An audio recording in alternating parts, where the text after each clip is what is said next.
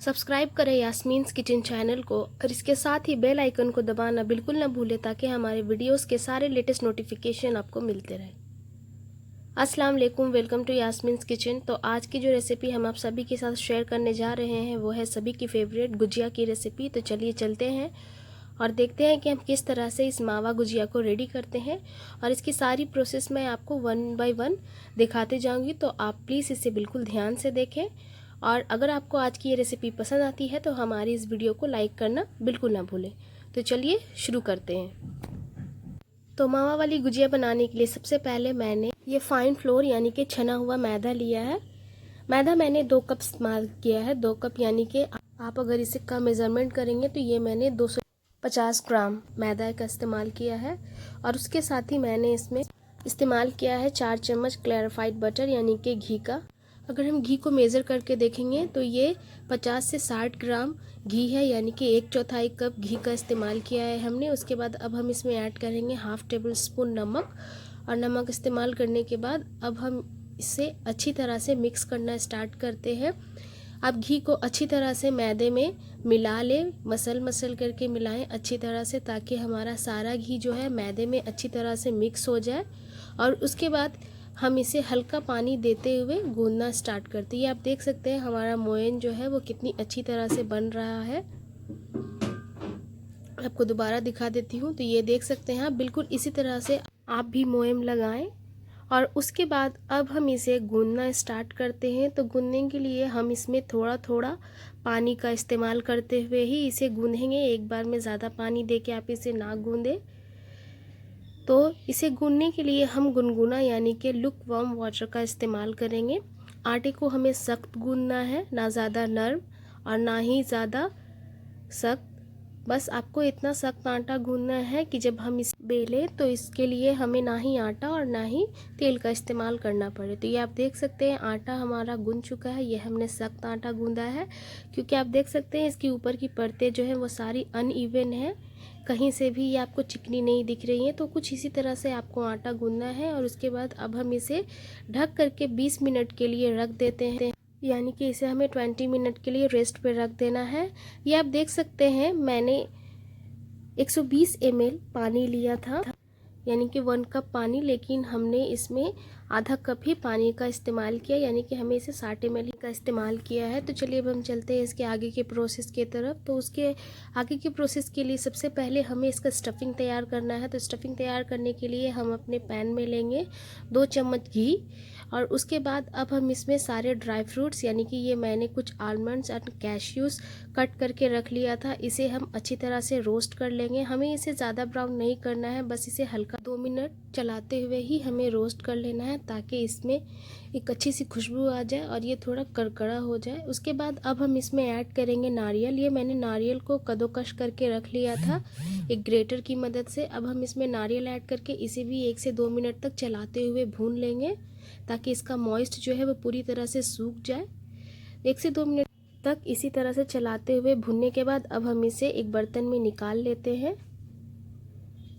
इसके बाद अब हम मावे को भी अच्छी तरह से भून लेते हैं। मावा को हमें 1 से 2 मिनट तक ही चलाते हुए भुनना है, जब तक इसका कलर ना चेंज हो जाए, बस तब तक ही आपको इसे भून लेना है। मावा को मैंने अच्छी तरह से ग्रेटर से कद्दूकस कर लिया था, तो आप भी इसे अच्छी तरह से ग्रेट कर ले। और उसके बाद आप इसको गरम पैन या गरम कढ़ाई में डाल करके इसी तरह से चलाते हुए इसे भून ले।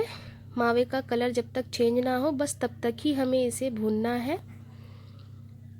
ये आप देख सकते हैं मावा हमारा भुन चुका है और इसमें से एक अच्छी सी खुशबू भी आने लगी है। तो अब हम मावे को उसी बर्तन में, यानी जिसमें हमने सारे ड्राई फ्रूट्स को निकाला है, उसी में अब हम इसे भी निकाल लेते हैं। तो ये आप देख सकते हैं ड्राई फ्रूट्स हमारा अच्छी तरह से भुन चुका है। अब हम इसी में अपने मावे को भी, जो हमने मावा भुना है, इसमें इसे भी डाल करके अब हम इन सारी चीज़ों को अच्छी तरह से मिक्स कर लेंगे। आप मिक्स करने के लिए हाथों का ही इस्तेमाल करें क्योंकि हाथों की मदद से ये ज़्यादा अच्छी तरह से मिक्स होता है, क्योंकि आपको पता ही है हमने मावे को भूना है तो वो थोड़ा चिपचिपा सा हो जाता है। तो अब हम इसे हाथों से मिक्स कर लेते हैं। इसके साथ ही अब हम इसमें ऐड करेंगे शुगर पाउडर। ये मैंने शुगर को मिक्सर ग्राइंडर में डाल के ग्राइंड कर लिया था। शुगर ऐड करने के बाद अब हम इसे अच्छी तरह से मिक्स कर लेंगे। शुगर मैंने 150 ग्राम यानी कि 3/4 कप का इस्तेमाल किया है। अब हम इन सारी चीज़ों को अच्छी तरह से हाथों से मिक्स कर लेंगे। ये आप देख सकते हैं हमारा सारा मिक्सचर जो है यानी कि हमारा सारा स्टफिंग जो है वो मिक्स हो चुका है। तो चलिए अब हम चलते हैं गुजिया बनाने की तरफ। मैदे को हमने 20 मिनट के लिए रेस्ट पे छोड़ा था। 20 मिनट हो चुका है। ये आप देख सकते हैं मैदा जो है वो अब नरम हो चुका है। आप इसे इसी तरह से रेस्ट करने के लिए गूंदने के बाद रख दें और 20 मिनट के बाद इसे हाथों से मुक्कियाँ मारते हुए यानी कि इसे हाथों से हमें थोड़ा सा नरम कर लेना है, थोड़ा सा गूंद लेना है। तो इस तरह से आप इसे नरम कर लें। तो ये आप देख सकते हैं थोड़ी देर तक भूनना है हमें बिल्कुल अच्छी तरह से। और उसके बाद अब हम चलते हैं इसकी गुजिया बनाने की तरफ। तो गुजिया बनाने के लिए सबसे पहले आप इसी तरह से छोटे छोटे लोइयाँ काट लें। और लोइयाँ काटने के बाद आप इन सारी लोइयों को एक बर्तन में अलग करके रख के उसे ढक के रखें ताकि वो सूखे ना। और उसके बाद आप अपने हाथों में एक छोटा सा लोइया लेके इस तरह से उसे चिपटा करके उसके पेड़े बना लें और उसके बाद उसे हल्के हाथों से बेलते जाएं। आपको इसे किनारे की तरफ से मोटा या बीच से मोटा नहीं बेलना है, बल्कि इसके सारे जो पार्ट्स हैं यानी कि इसके बीच और किनारे ये सब तरफ से एक जैसा ही होना चाहिए, कहीं मोटा और कहीं पतला ना बेलें। बेलने के बाद अब हम इस पूड़ी के अंदर इस स्टफिंग को भर लेंगे। आप 2 चम्मच ही स्टफिंग लें, आपका जितना बड़ा पूड़ी है उस हिसाब से। और उसके बाद अब हम इसे इस तरह से दबाते हुए बंद कर लेंगे। पहले आप इसके चारों किनारों की तरफ अच्छे से पानी लगा लें, क्योंकि पानी लगाने से ये चिपक जाता है और फिर ये खुलता नहीं है। और इस तरह से इसे दोनों हाथों से चिपकाते हुए इसके बाद अब हम इसका शेप देते जाएंगे। ये आप देख सकते हैं आपको एक हाथों से इसे पकड़ना है और दूसरे हाथों से कुछ इस तरह से आपको घुमाते हुए इसे शेप दे देना है। ये मैं आपको जैसे मैं आपको दिखा रही हूँ बिल्कुल इसी तरह से आपको करना है। ये आप देख सकते हैं हमारी एक गुजिया बिल्कुल रेडी हो चुकी है।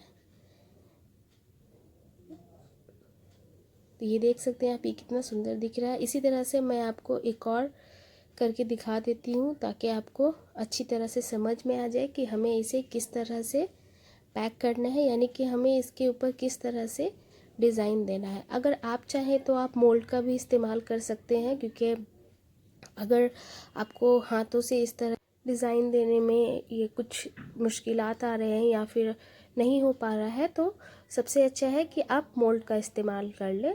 मोल्ड का इस्तेमाल करने से भी गुजिया जो है वो बहुत अच्छी बनती है और उसका शेप भी बहुत अच्छा आता है।